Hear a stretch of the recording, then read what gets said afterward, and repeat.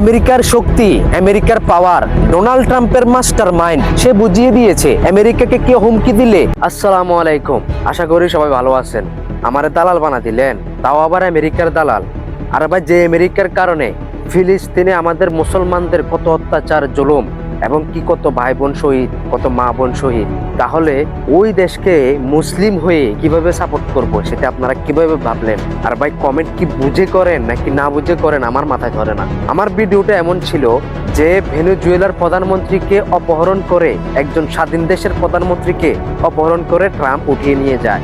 ট্রাম্পে এটা বুঝিয়েছে ওকে প্রতিহত করার মতো দুনিয়াতে কোনো শক্তি নাই, কিন্তু ইরান, উত্তর কোরিয়া, রাশিয়া এবং কি চীন, এই চারটা কান্ট্রি বর্তমানে ট্রাম্পকে প্রতিহত করার জন্য শক্তিশালী। তবে আমি গত ভিডিওতে এই কথাটা না বলাতে অনেকে বলতেছে আমি আমেরিকার দালাল, আমি ইরানের কথা কেন বলি নাই। ইরান তো এমন একটা শক্তিশালী যেটা আমেরিকার সাথে একা লড়ার ক্ষমতা রাখে।